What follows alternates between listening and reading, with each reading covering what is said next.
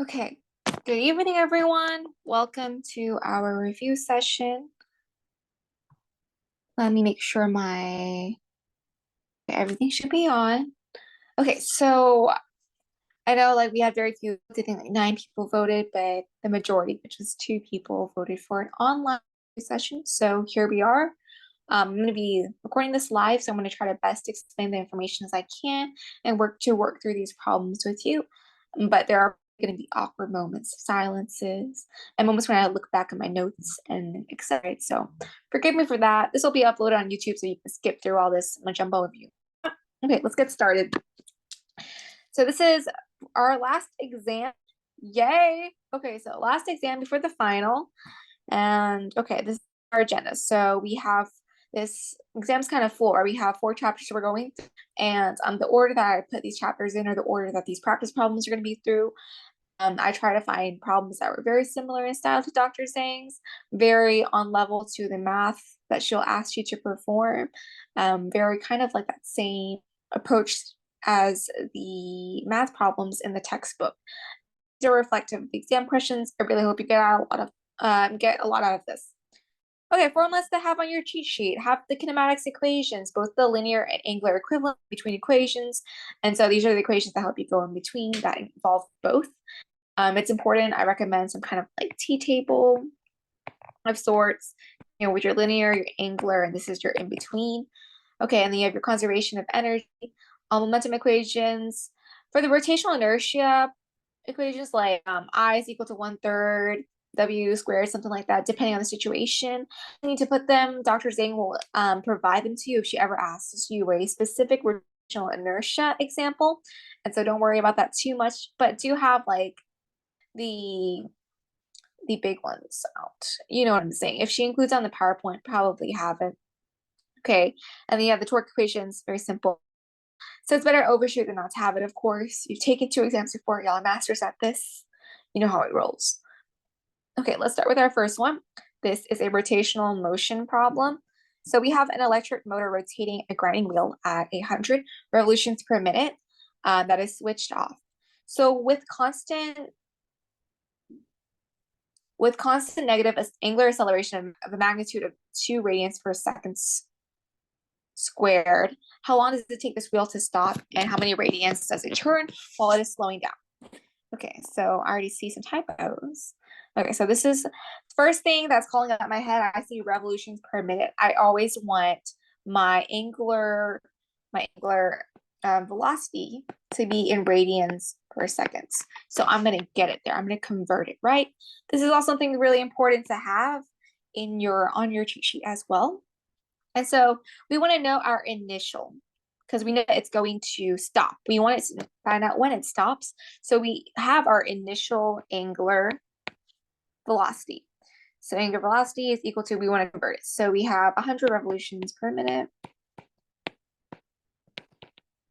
And then to convert it to seconds, we just need to do 1 minute is equal to 60 seconds.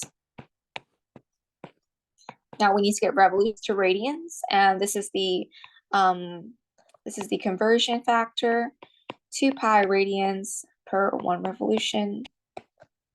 And this will get you 10 pi divided by 3. You take the zeros. Okay, that should get you the answer, radians per second. And then we know that our final angular velocity is equal to 0 radians per second. So we have our 2 values right here. Okay, so for the first part, we want to know how long will this wheel stop. And another factor we do have is angular acceleration. I'm sorry, I'm kind of jumping all over the place. Okay, so these are the 3 variables we have, and we need to know how long it takes to stop. So time, question mark. So first thing I'm seeing right here is I'm seeing acceleration. I'm thinking velocity and acceleration, right? I know from the linear, we learned this kind of like first thing in the year. We have velocity, we have acceleration. We need time. So there's an easy solution here for us, right? We can just know that acceleration is defined as change in velocity over time. So we're going to use that to solve, right?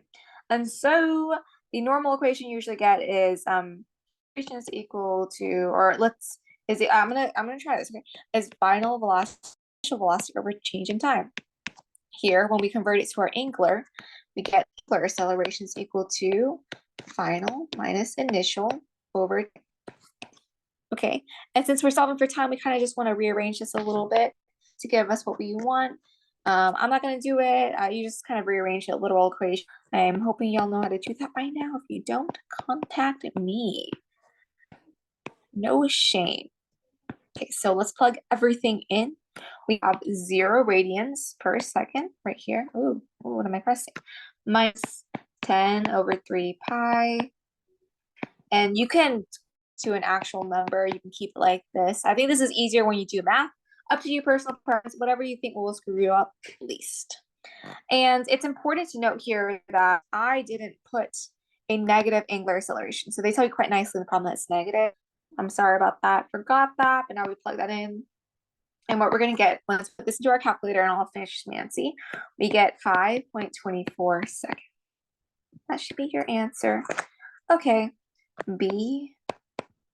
So our next part is how many radians does it turn when it's slowing down? Okay, it's a fancy schmancy. I always think of angular rotational motion as a fancy way to ask for linear things.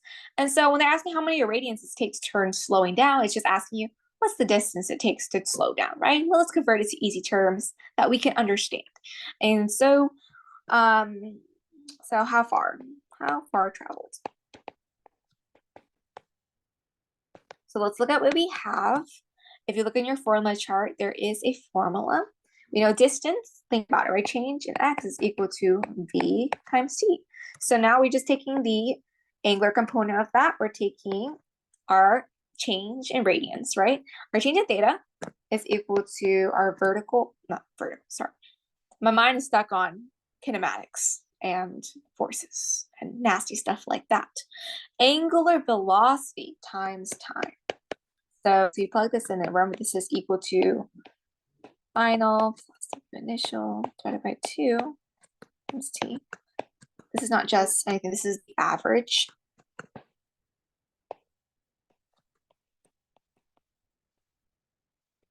Angular velocity. So we get this, you're going to get 10 pi over 6. You're asking me where I got the 6 from. Well, 10 pi over 3 divided by 2 is the equivalent of multiplying by the reciprocal. So that's what you get. Times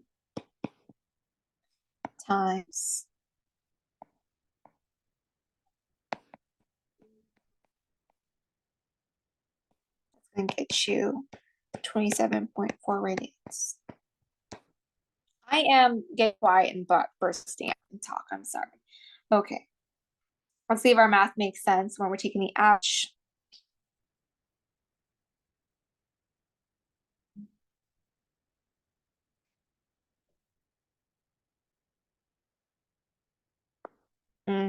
I see. This is the same thing as this. It looks confusing. You can just plug 5.24 and you'll get the same answer. I hope that wasn't too confusing. But does everyone get it? Hopefully everyone does. If you don't, feel free to contact me.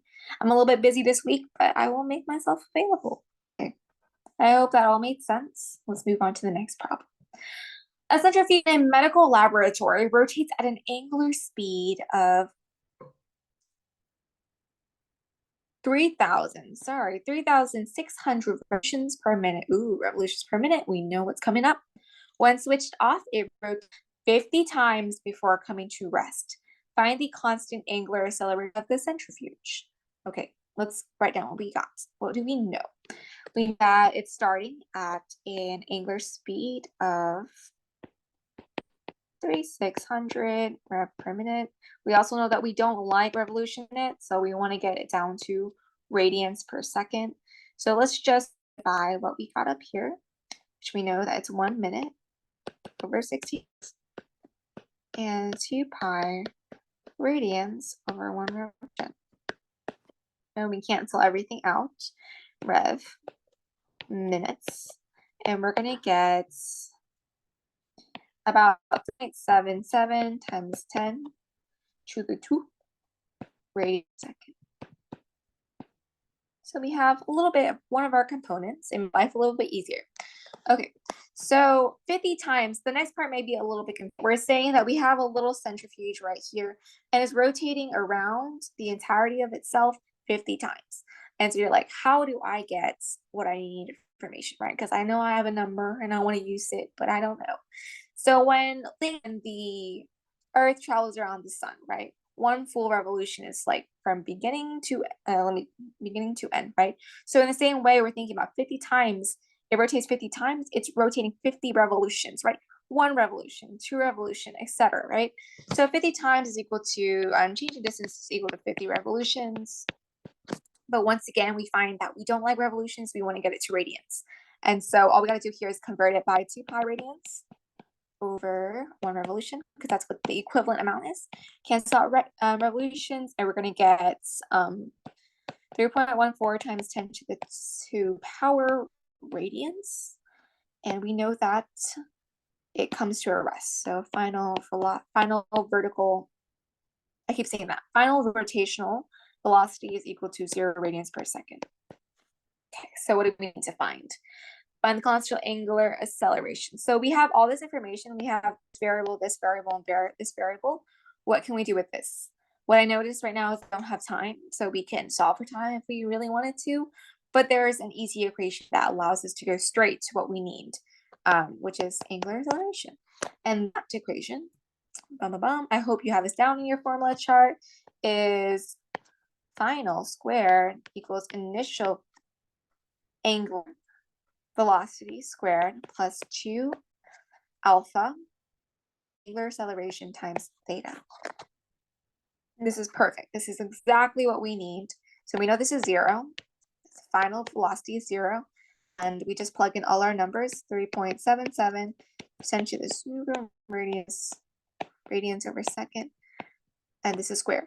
This is squared plus 2, which we don't know this, times our theta right here. So 3.14 times 10 to the 2 radians. And once we solve for acceleration, what we get is negative 2.26 times 10 to the radian times 10 to the 2 radians per second. Don't forget your units, okay? And we always check our answers in the context of the problem. Oh, does this make sense, right? Why is there a negative sign there? Does that make sense? I mean, I know it's probably going to be 1 point off, but 1 point off could make or break your grade. I'm kidding, it won't.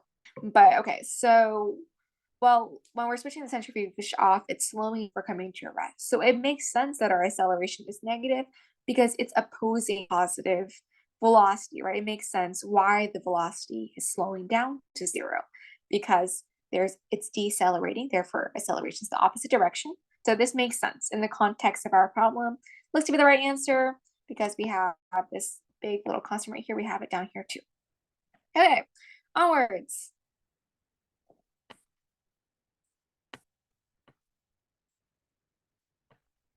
Okay, I found it. Okay, this one is a little bit long, ew. But okay, we have a disc that is 8 centimeters in radius. Let's draw a little picture, why not, right? And I see centimeters, I don't like meters, I'm like, it's too tiny, right? Let's convert it to meters, what we know. So we know radius is equal to 8 times 10 to the negative 2 meters. That's the conversion unit. You can just move the decimal dot back that way. I sometimes don't know what y'all are seeing. It's like, yeah, I don't know. Okay. So at a constant rate of 1,200 revolutions per minute around its central axis, determine its angular speed. So let's break this down one by one. We know that it has a constant rate of revolutions per minute, which is revolutions per minute, bing, bing. We know that it's some kind of velocity. We know it's some kind of angular velocity, and we know that we don't like revolutions per minute, and we want it to be in radians. Okay, so we need to solve for its angular speed. And all this really requires is converting these revolutions to radians. That's all it's asking, right? So angular speed, honestly, like this question, you could put down 1,200 revolutions per minute, you'd be right, but we want it in the correct units. And so 1,200 revolutions per minute. And once again, you're going to get so bored of this 1 minute is equal to 60 seconds. And 1 revolution is equal to 2 pi radians. And once we put that all together, what we get is going to be equal to 126 radians per second. And that looks like our answer. So first part done, yay. Let's move on to the second part. The tangential speed at a point 3 centimeters from its center. Once again, I'm seeing centimeters, ew. So I just put 10 times 10 negative 2 meters. Let me say, how do we do this? Okay, this is an example of one of the equations that's in between. You know how I told y'all to make this table? So this is one of the equations that goes in between because we have v from our linear and we have angular velocity from our rotational motion. And so that's what we're going to use. We're just going to do v is equal to wr. And once we plug all of this, is kind of like plug and chug, right? You know this. You just need to get it. You need to get everything organized and settled down to the right units and everything before you mush it together again. I really like, as we're going through this math, I really like rotational motion. It is my personal favorite. You're gonna be like, you're crazy, but I kind of am. And once you plug this into your calculator, you'll get 3.77 meters per second. I'm sorry, guys. This is really messy. I wish it was a little bit more organized, but I don't really take notes on an iPad. No excuse, but you know. Okay, continuation. C, the radial acceleration of a point on the rim. So we want the acceleration here. And, well, you know, anything going around in a circle, right? If you think about a lanyard, I don't really have a lanyard on me right now. I don't have a demo. It sucks. I do. I have my crochet. Okay, so you think this, right? Like this. What's keeping this going in the center? Going in around in a circle, right? So the string is keeping it going in a circle, right? And that string can be any kind of force. So if you're a car racing on like a bank track, like if you're an F1 driver on that bank track, the thing keeping you going towards the center, going in that circle is going to be like centripetal force, right? But that centripetal force can be any kind of force. In that case of a banked racetrack with race cars, that centripetal force would be equal to static friction. In this case, when we have our little yarn doing a little circle, that centripetal force would be force tension, right? Because the force tension of the string. And that kind of determines what was I trying to say? The acceleration at that point, right? And so that's just a fancy way. If you have it already have the equation, this is going to be relatively simple, right? So we know centripetal acceleration, which is what AC stands for. This force and this point, a disc around. I don't know what's keeping it to the center, honestly. I don't even know what the force is, but we do know how we can solve for acceleration. And so let's go plug in our numbers. So we have our numbers from here. You see, like if you had answered in revolutions per minute, it could have worked, but you still would have had to convert it to radians per second to solve this problem. So I always like to have my units really organized and not really organized, but laid out in front of me. So it's easier. And right here, I'm multiplying by 8 times 10 to the second negative 2. And this is just my radians in meters, okay? We want everything in meters. We want everything in radians. We want everything in seconds for this kind of rotational motion. After you get it there, everything is plug and chug, okay? So I promise it'll be all right. 1,260 meters per second squared. And so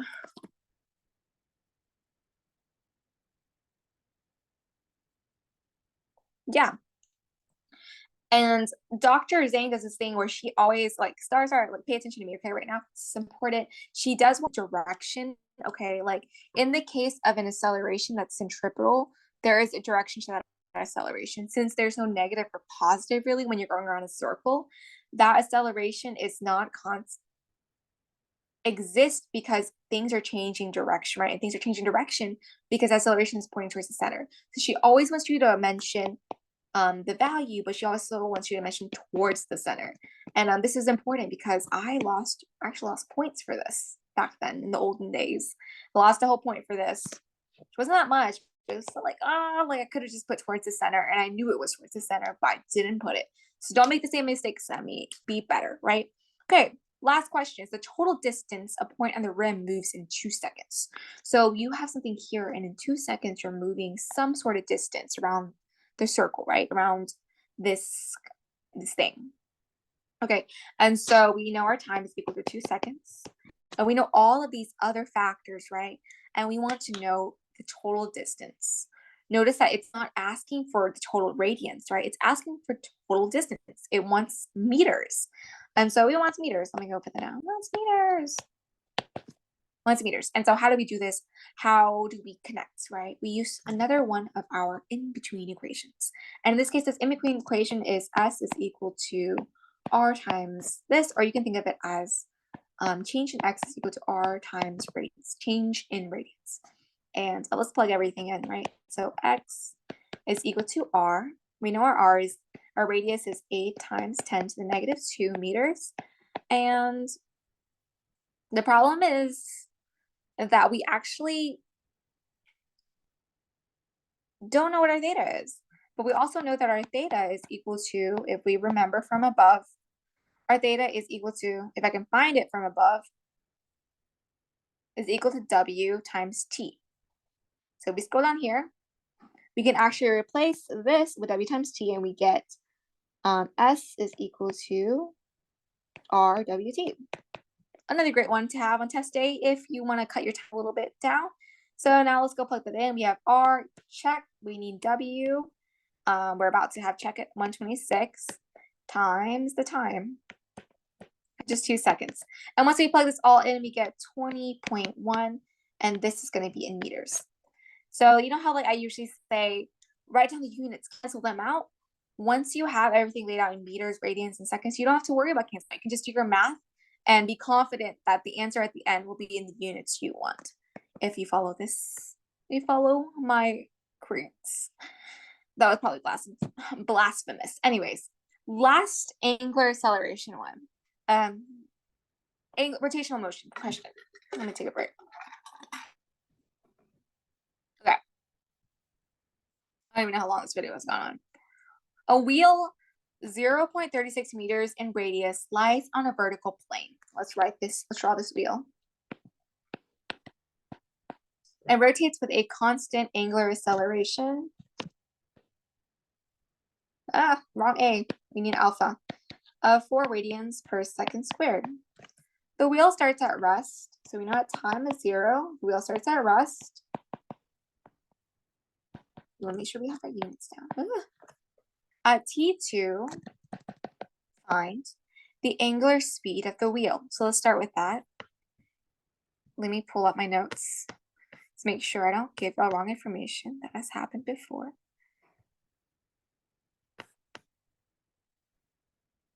Okay. I'm actually going to pull up my calculator for this. There it is, 1994. Okay. The angular speed of the wheel. So let's list down what we have. We want T at 2 seconds. We have acceleration. What do we know? We have acceleration, angular acceleration to be specific. What else do we have? We have our initial velocity, initial angular, velocity. Okay, so I like this. I like what I'm seeing. Remember what I said earlier about having initial and then acceleration? Think about this in linear, right? We have velocity, we have acceleration, we have time. What can we do with it? Definition of acceleration, right? Change of velocity over change in time. So we can just use that for this equation. Change and change of velocity. Okay. Sorry, I'm like my mind is like not it. Okay. Once you rearrange this to solve for final rotational velocity, you're going to get an equation like this. You should tell me if you don't. And then this goes to 0, and then you have 2 times t. What? Oh, for alpha, and I thought it was, no, don't save the image. I wrote alpha, I thought it was 2. I'm sorry. Moving on.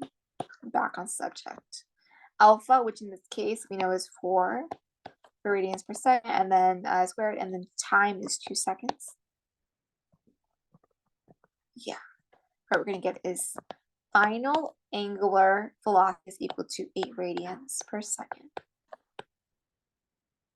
Probably do 4 times 2 faster than I could, but I hope this was helpful. So next we need to find tangential speed. When we're talking about tangential speed, we're talking about V. We're not talking about W. We're not talking about angular, right? We're talking about linear speed. And so when you see this, it's like blink light, we need an in-between equation. We need something that connects our angular and our linear. And so there's very few selection for that. And so you'll see tangential speed is what, okay? And at a certain point on the rim, so we're probably going to need, we need time, 2 seconds, okay. And then we're probably going to need, at a certain point, I don't know, let's just look at our equations. So we have this equation, as I said before, we have V is equal to W times R, our little baby right there, perfect, right? Okay, V is equal to W times R. And does this have, do we have everything we need? Yes, we do. We have 8 meters per second. Notice how this is the angular velocity at 2, right? Which is when the exact moment we were trying to find that tangential velocity. Tangential velocity, think of it as momentarily. It's that that velocity, right? Think of it. You have your little circle and then you release that, right? So it goes straight out. You have your circle and it goes straight out like that, or it's like this. That's your tangential velocity. And so let's just plug everything into the speed we need. We have 8 radians per second times our radius case 0.36 meters. And this should give us, did I change numbers? I didn't change numbers at all. Oh my gosh, how dirty of me. Okay, this should give you 2.88 meters per second. Okay, next and last part, we're going to do the angular displacement during 2 seconds at point P. Angular displacement. Ooh, I see displacement. I'm thinking change X, right? And the angular equivalent, like, you know, if you have your little chart that shows, this is another little chart, right? That shows the equivalent. We know that change in X is equal to change in theta. And so that's all they're asking, the angular displacement. So you want to know what this is. And then we know our time is 2 seconds. We're probably going to have to use the kinematics equation, but luckily for us, we have solved for so much of it. So we have this. We also have our initial and final.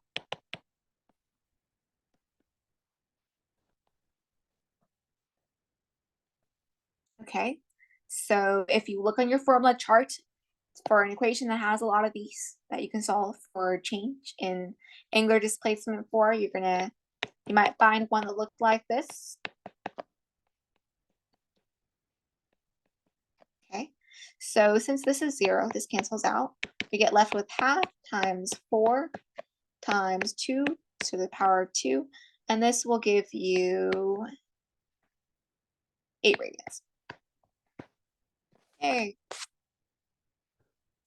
So this concludes our kind of angular motion, rotational motion kind of section. I hope that was helpful. Go to your homework in the back of the chapter and chapter text questions, whatever homework questions she assigned to do those.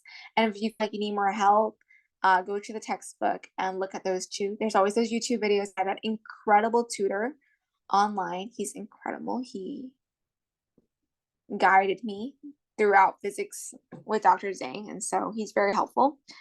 Do extra problems that you feel like you're not fully understanding this concept.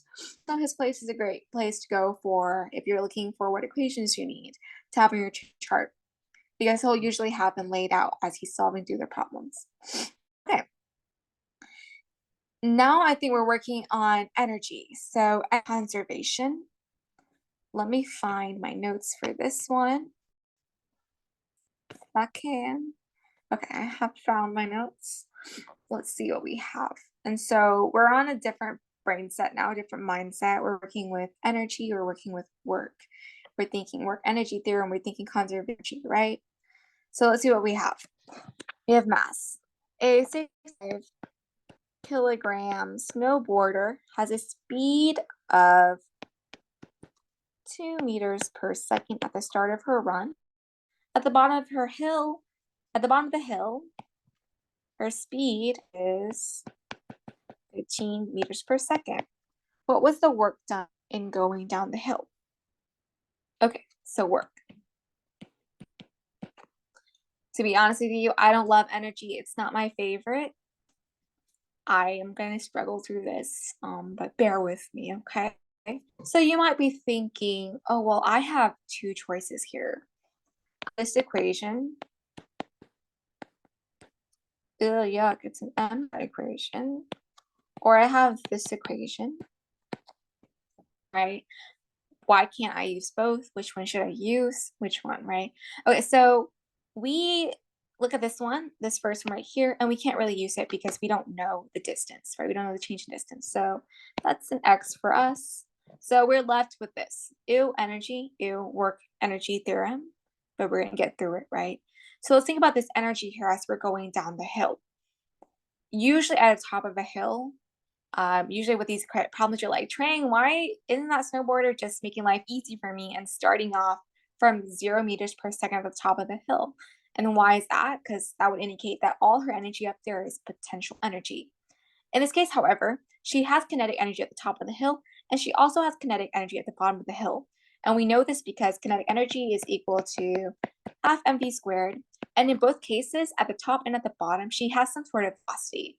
So yay for her, nay for us, but we're going to figure it out, okay? And so change in energy. We know our final change in energy in any case is the energy final minus energy initial. In both cases, it's kinetic energy at the top and kinetic energy at the bottom. So we're just going to do kinetic energy final minus kinetic energy initial, or 0, whatever you want to say. And let's just plug that in. We know kinetic energy is equal to half mv squared. In this case, it would be how did they do that? Final. And then it would be half mv initial squared. Give me a second as I contemplate this.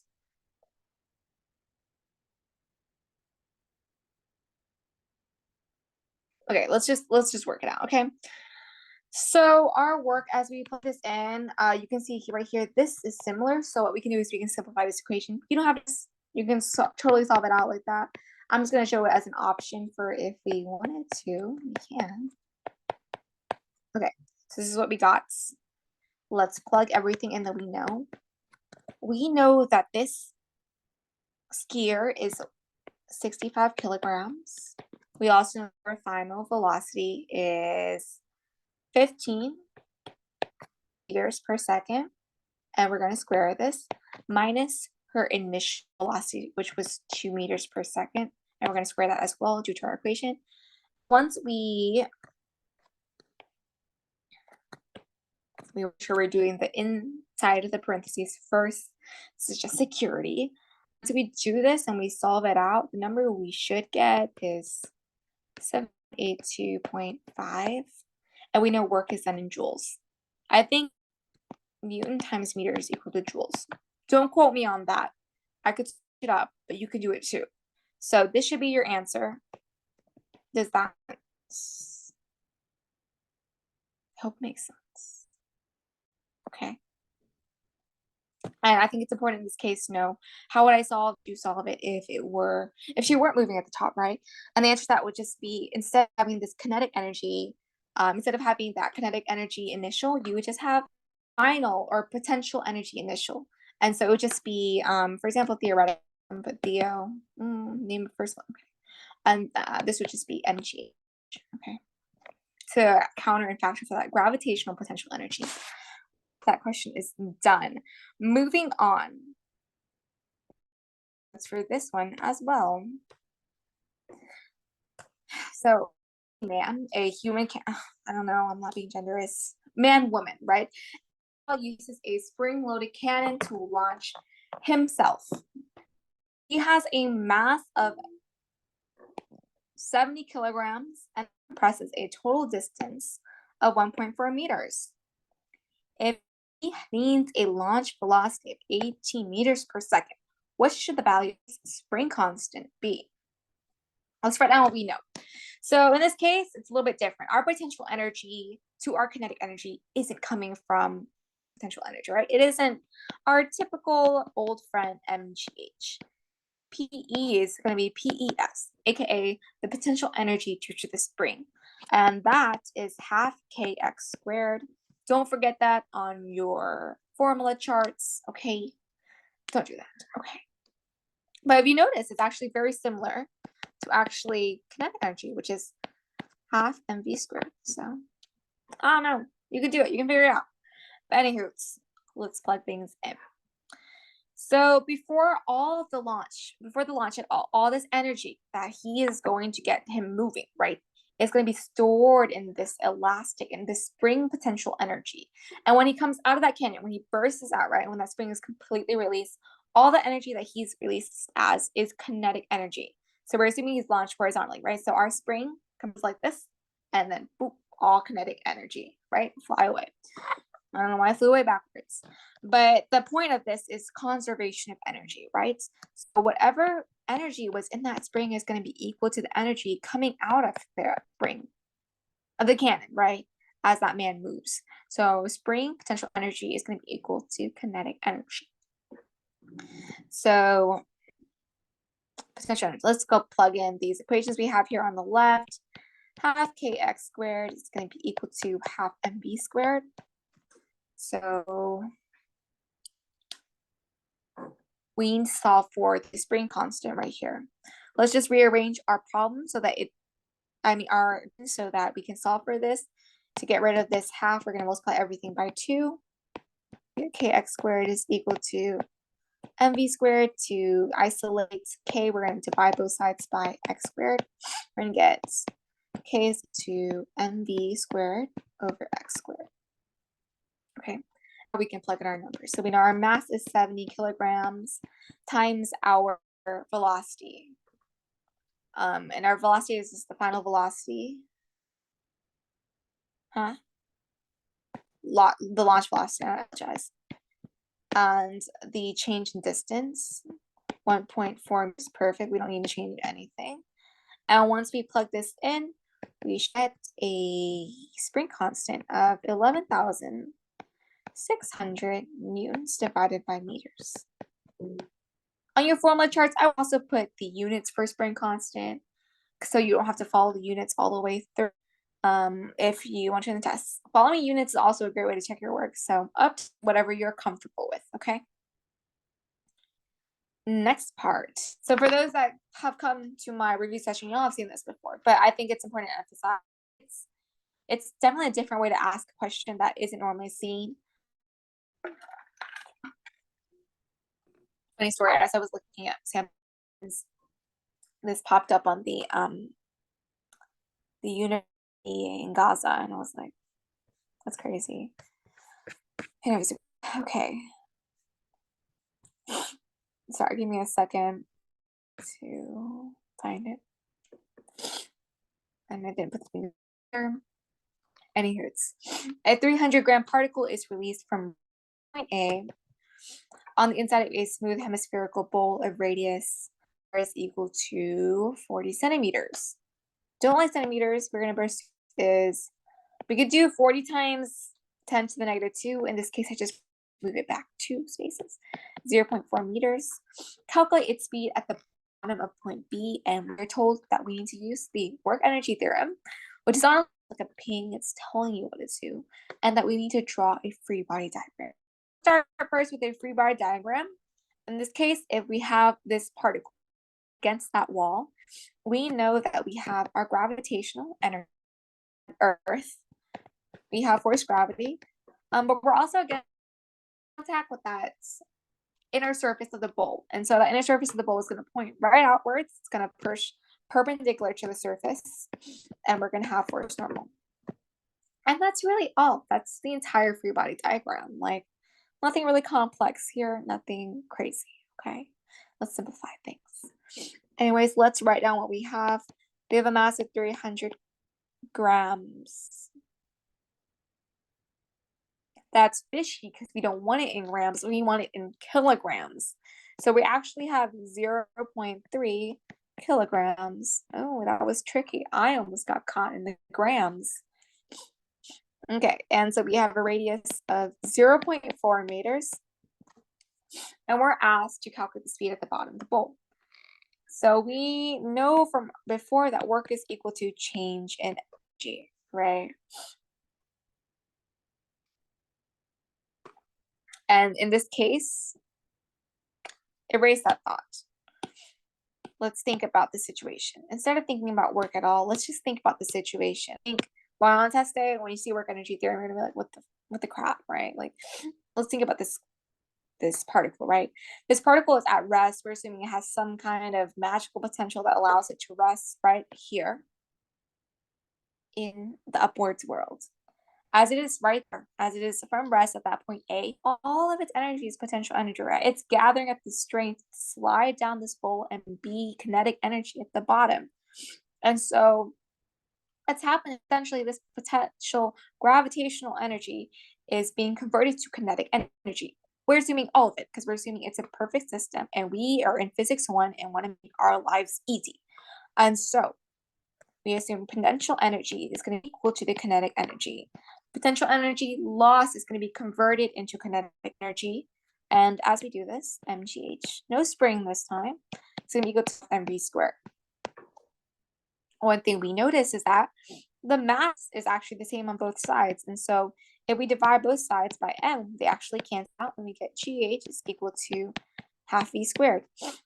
So g, I plug in 10. And then you're like, Trang, where are we getting height from? I'm speaking too loud. I'm getting a headache. We're getting this height from the radius, right? They're telling us that this radius is at the semicircle, right? The entire height of the bowl. And so our radius was 0.4 meters. So we go to half and what we want, which is v squared. So after you have this set down, everything should be very nice and very straightforward. I'm gonna have to plug in some things. Ask me why I can't do that in my head. I should be able to. So we get 4 is equal to half. If we multiply everything by 2, we get 8 is equal to v squared. And we take the square root of 8. And at the end of the day, you should have a loss of 2.83 meters per second. Bellissimo, right? Okay. Okay, good. I didn't score anything up. Good. You heard that? Okay. We're almost done. We're on the 11th slide. And this is next one. Now we're starting to move into. No, we're still doing energy and a little bit of collisions as well. So we're in that middle ground, collisions. Be prepared for this, right? Energies, that intersection between energies is always something that you can ask. Stuff for OChem lab. Ew. Okay. Let me go find my notes for this.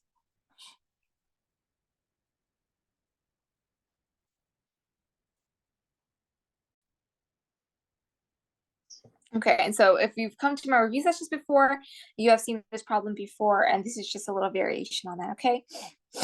I'm sorry, it's like the only problem I can find that has kind of the total kinetic energy before and after, and so I really like using it as an example.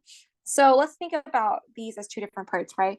When you see the word collision, immediately thinking kind of m1 times v1 plus m2 times v2, stuff like that. The really long equation that looks complex, but if you break it down, it's breakable, right? It's digestible. Let's think about the bullet first. We always think of it in terms of two objects, right? Because two masses. So at the beginning of time, we have a bullet and we have the piece of the wooden block, which I'm going to call wood. So we have our bullet with its mass and its initial velocity. We have our piece of wood with its mass and initial velocity. Okay, so let's think. This bullet is 10 grams, which is just a fancy way to really say we want it in kilograms, 0.01 kilograms. And its initial velocity, we don't actually know. That's what we're trying to find. The wood we know is 1 kilogram. Oh, how nice. It's in kilograms. And its initial velocity is, it's 0 meters per second. We're assuming it's not moving. And so this is our after situation. This is our before, and this is our after situation. We don't know yet.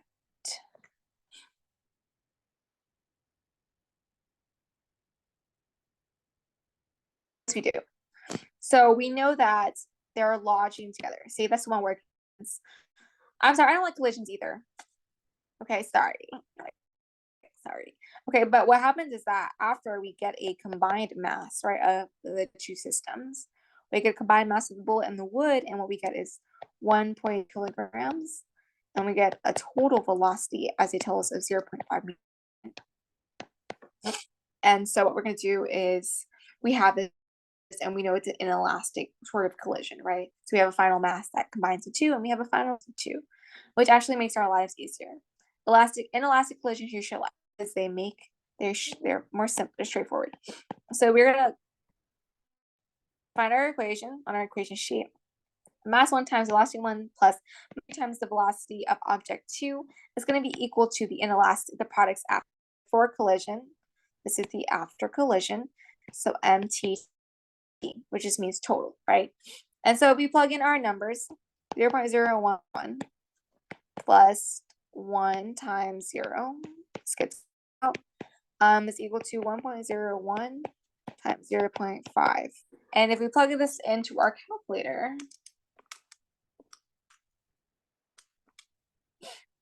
we should get an initial velocity of 50.5 meters per second. I'm sorry, I'm so sniffy.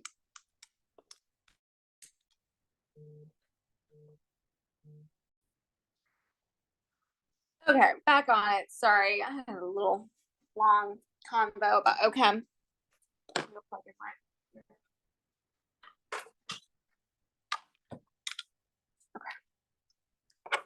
Where were we? Okay. We have found out part A. Now let us move on to part B. What was the original kinetic energy of the system before the collision? And so kinetic energy is, just a summation of like the total kinetic energy of both of those items, both of those systems, right? Both the bullet and the wood block before the action, for the collision. And so our kinetic energy before is equal to the sum of all the kinetic energy before. So this is just half m1v1 squared plus half m2v2 squared. Ooh, I'm running out of space. Okay. And once we add this up, let's go half mv half m1 0.01 kg times, now we know velocity, 50.5 squared plus half 1 times v squared. We know that's 0, so it's going to go to 0. And we plug that in. If you give me a second to plug that in.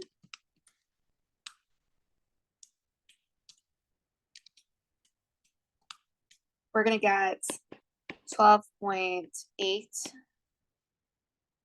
joules. Oh, not fun.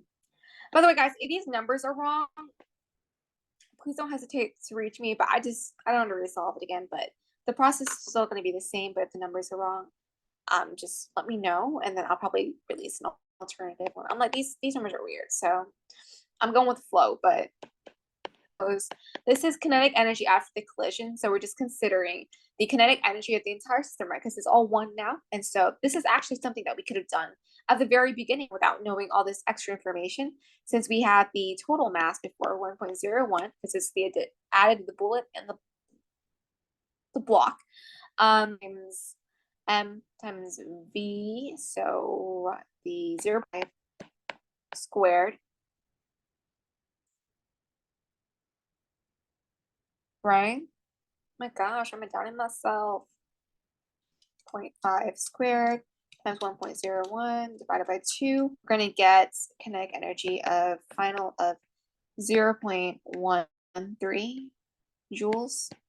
So as we see, there's a lot less energy at the end. When they join together, that actually takes a lot of energy in that collision when they there's heat and all that stuff that's keeping them together. And so that's what's up. Okay, almost done. I keep saying that. It's not going to be done. Okay. A ball of mass 0.5 kilograms with a speed per second collides with a wall and bounces back with a speed of 10.5 meters per second. So collides with the wall. Display our little animation, and then it bounces 10.5. So we can see it lost some velocity. That's hinting it's going to be energy, right? And the motion is in a straight line. Calculate the initial and final momentum and the impulse. So 3 of these we need to solve for. The wall exerted an average force of 1,000 newtons. How long did the collision last? So we have quite a lot. This is a loaded question than it appeared, but we're going to be all right. Pull in my notes.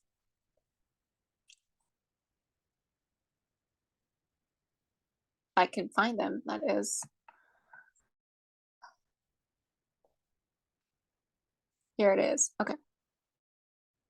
So let's look at our momentum equations. I recommend having it all laid out because the momentum equations are just a lot of equal to this, equal to equal, right? It's all these relationship between these equations that will be very helpful for you to know. And so we know that momentum is at the roughest part is just basic momentum is equal to P times M is equal to M times V. And so we, as defined here, the axis to the right is positive. And so let's just take in that initial momentum of the ball. And so we take the mass of the ball, 0.5 kilograms times the initial speed of the ball, which is 15. In this case, be careful, it's negative 15. Y'all have done a problem like this, I believe, going at a wall and then going back at the angle. This is a little bit more straightforward, but still be very careful with the velocity and the direction of the motion. So this direction is negative. Oh, negative, right? So you're going to get a negative momentum of negative 7.5. And units for momentum are kilograms, meters over seconds. So that's our first part, initial J. And so we want to do final momentum. It's also equal to mv, but now it's just final velocity. And so 0.5 times our final velocity, which is going in the positive direction. So 10.5, this will give us 5.25 kilograms times meters over seconds. Okay, so we have that handled, and now we need impulse, right? And so this is where that relationship comes in between all these things, right? Impulse, what is the definition of impulse, right? So the conceptual definition of impulse is the change in momentum. And so we're just going to do final minus initial, right? Because it's equal to change in momentum. And so here we have all our values. 5.25 is our final minus our initial. This is actually going to give us a plus. And we're going to get 1275, same units, kilograms times meters over seconds. Okay. 3 things done. More complex, but now less complex than we thought, because now we only have to solve for one more thing. And I think this is this might be one of the, might be tricky thinking about it, but after it's all laid, you're like, oh, why didn't I think of this before? So you have it in you can do this. What we had to do is solve for the time. And we noticed to solve for time, they actually give us something. They give us the force that the wall exerts on the ball. It rhymes, it screws me up. Okay. So how is average force related to this impulse, right?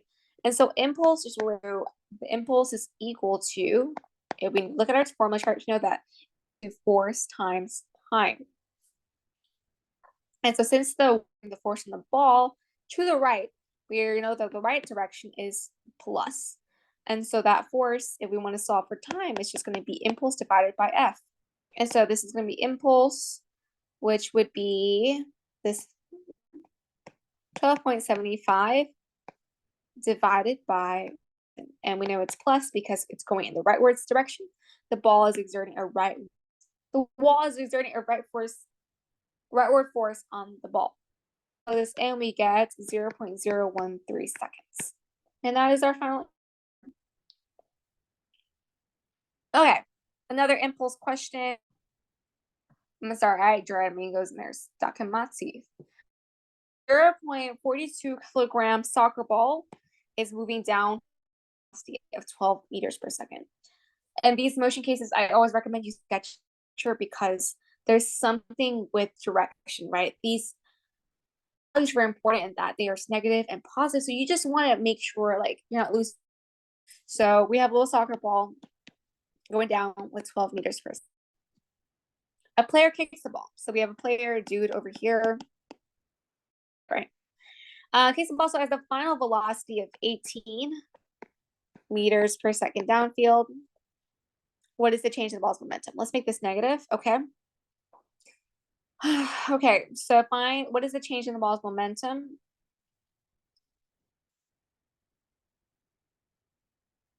What?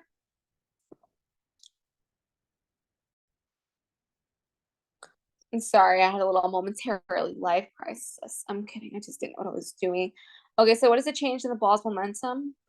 Let's write down our knowns first. So our mass is 0.42 kilograms. Yay, it's in kilograms. We don't have to convert anything. We know that our initial velocity is 12 meters per second. Oh, I'm sorry. Okay, so this isn't a case of me not reading, right? So I have the soccer ball is already moving downfield. I'm assuming this is downfield. From here downfield, you can assume over there is downfield. Anywhere you want, make sure it's consistent, right? Soccer ball's downfield, 12 meters per second, but the player just pushes it further downfield to 18 meters per second. My bad for not reading. You can make it negative. I'm gonna make it positive. I mean, you make it positive. I'm making negative in this case just because I'm used to having negative on the left. And so initial velocity and final velocity are just going to both be negative. And so our unknown is that we want the change in ball momentum. And as we stated before, earlier in the last problem, change in momentum is equal to our impulse, right? And if we think about our impulse is just going to be mass times. We look at our equations, mass times change. So if we plug this all in, 0.42 of the soccer ball times final velocity of the soccer ball, negative 18 minus negative 12. You actually get a little bit of addition sign right here. And your 0.42 times negative 6, which is going to pulse is equal to negative 2.52 newton per second, which are the units.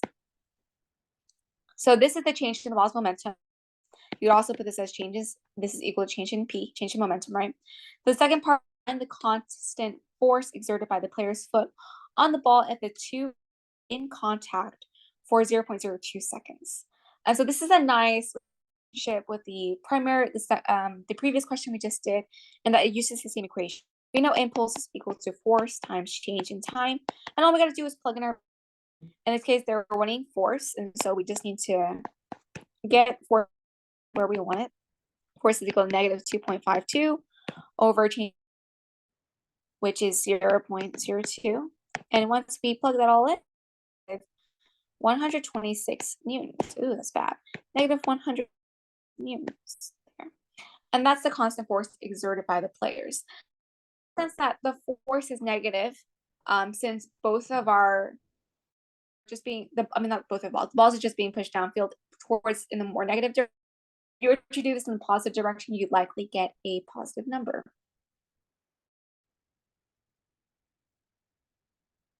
Let me think about what I said. Yeah, you get a positive number, and that's all right, right? Okay. Be much clearer about this. So, okay, so next we're gonna talk about torque, which sounds like torque, but let's start this. Okay. Torque I haven't done in a long time. I need to brush up on it. So you'll be brushing up on it with me. I'm so sneezy. Okay. When pushing a door of dimensions, let's imaginary door.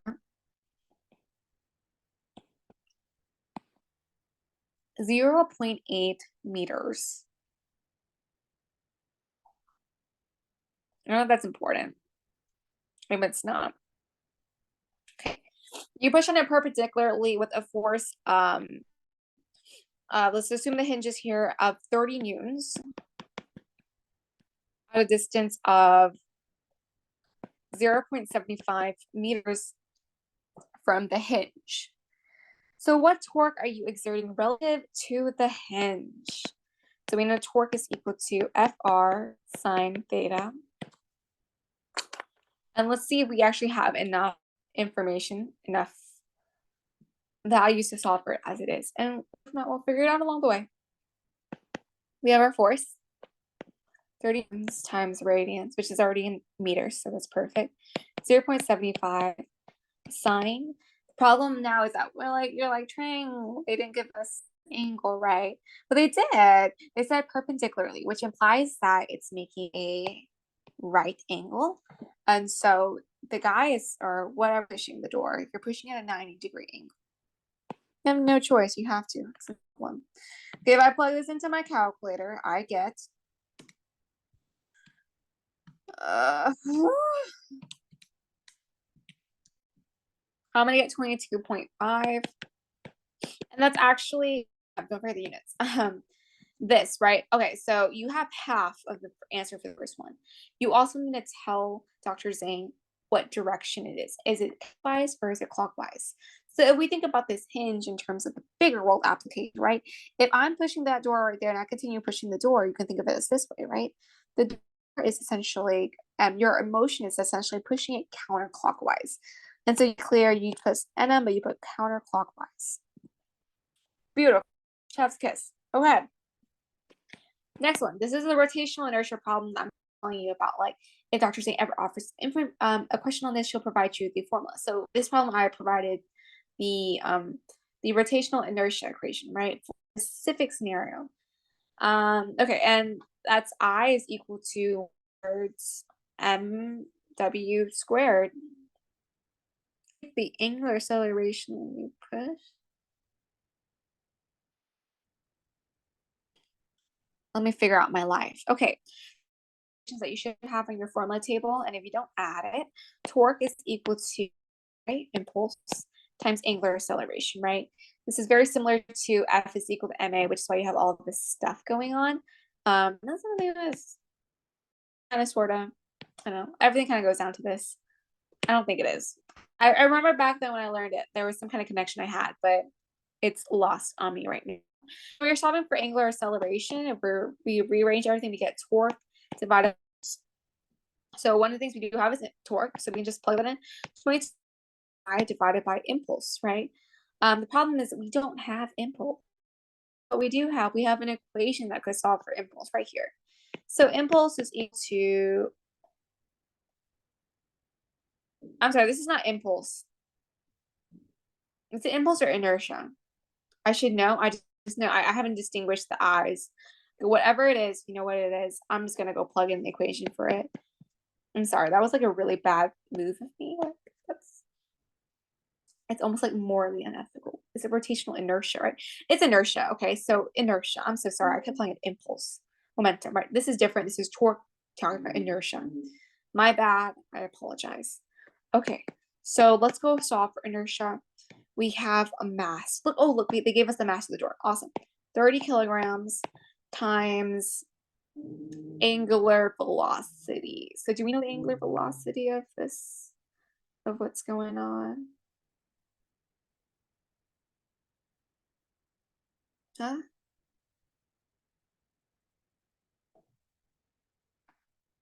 Oh, look, I'm lost again. Give me a moment as I figure out where I am. Okay, I'm gonna apologize again because I'm getting things confused, and I think that's making you more confused. The W that is stated explicitly, oh, it's not stated explicitly. Okay, so I apologize. This should read, and this is something I forgot to be down. The problem I got, where I got this from. Okay, so M, right, the mass of the door, and W is the width of the door. And so that's why I was confused. And that's why I made y'all confused. I apologize. I said that a lot for this question, but I really am. So the width of this door, which we know, this is width times, which wasn't specified either. If this ever comes up in the exam, ask her to specify, ask her which one is width, which one is length. Okay. And so if we plug in the width, 0.8 squared, let's see what we get for inertia. 30 points squared times 15, we get 9.6. And all we gotta do is plug that in, 9.6. Our angular acceleration 0.5 divided by 9.6, we get 2.4 radians per second squared. Okay. Let me check my numbers. This is kind of fishy. Makes sense. Okay, well.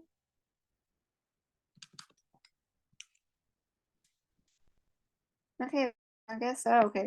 So our angular acceleration is equal to 2.34 radians per second squared. So again, so sorry for the confusion on that. Let's clarify a few things. This is torque. This is rotational inertia. Not to be confused like I was by impulse. When you see a torque, just kind of shift your, I don't know if it'll be helpful to distinguish the type of eye or not, but just be very clear about what you're doing. And then for this, be careful about what it represents. If it's stated in the problem, like I have it stated now, just be careful about it. I'm not even done yet. Okay, next one. When tightening a bolt, you push perpendicularly on the wrench with a force of 165 newtons at a distance of 0.140 from the center of the bolt. Let's draw a problem. Let's draw a picture, right? I'm assuming this is the center. I always like to do a dot. It just makes sense to me. But for example, you are exerting a force of 165 newtons at a distance of 0.140 meters from the center. So how much torque are you exerting? And newtons times. So this is a pretty straightforward problem. F bar sine theta, or RF, doesn't really matter, right? So force, you're told you're pushing perpendicular. We know that degree angle. 165 RD meters, awesome, solid, times sine 90. And once you plug that all in, you should get 23.1 newtons times meters if you made sure all your units are where they should be. Okay, that sums it up. I just want to say thank you. If you've watched this all the way through, good luck on your exam. Y'all can slay this, slay the day away, you know. Can do it. I will send out this recording, or I'm gonna upload it to a YouTube video first. And then that's it. I hope this was helpful. Send me questions. Do you have an exam tomorrow and Thursday? But I'll be send me questions. Bye.